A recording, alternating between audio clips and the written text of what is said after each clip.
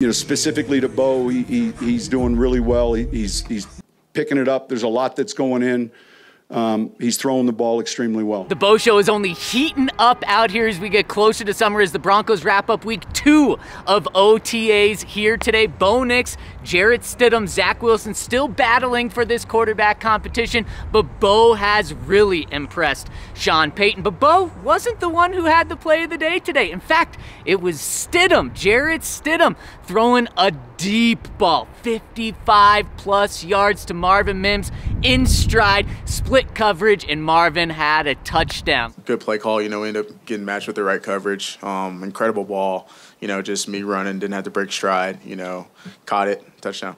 And expect to see more of that this season. We saw a little flash of that at the beginning of last season. In fact, Marvin Mims, the first 4 games of last year, he was on pace to be a 1,000-yard receiver. Then he completely dropped off, and Sean actually took some blame for that. You know, we were as much responsible for, I don't want to say holding him back, but man, you're trying to get snaps with Jerry, you're trying to get snaps with Cortland, and you know, and so I think we'll see a lot of growth from year 1 to year 2.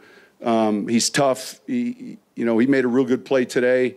We know he's a good returner. We felt that was one of the strengths, obviously, that we saw on tape. But we saw transitional speed. We saw the things that you need to have at that receiver position. So I don't think it was his development as much as, and I don't want to say a crowded room, but just, you know, trying to create enough touches.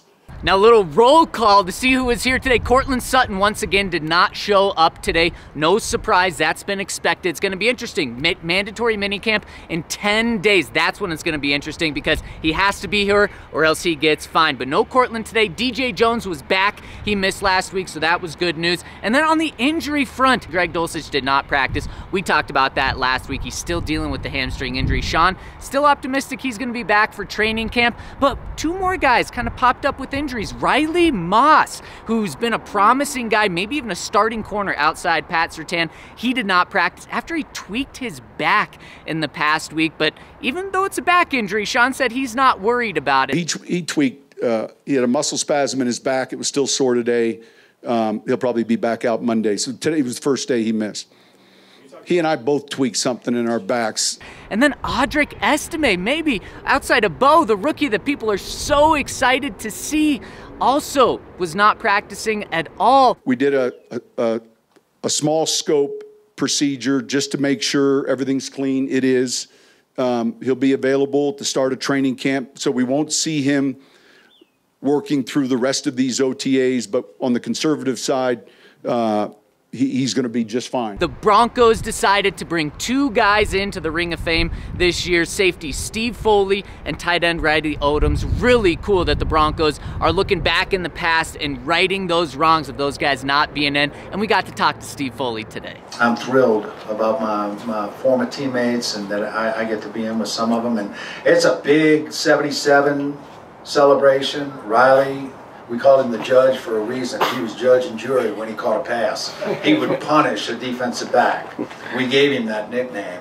And he was a vicious tight end, as well as a great blocker and pass receiver. So I'm honored to go in with the judge and the other teammate. I just wish I could give Joe Collier a call. I called him before this last Super Bowl, and I would call him often, and all the players that we played with, they loved Joe Collier. And he was an incredible coach and man, and got the most out of us. And he's just a special man. And I just wish that I could have, after the 9 o'clock call with Greg, gotten off the phone and said, Joe, another one of yours is in.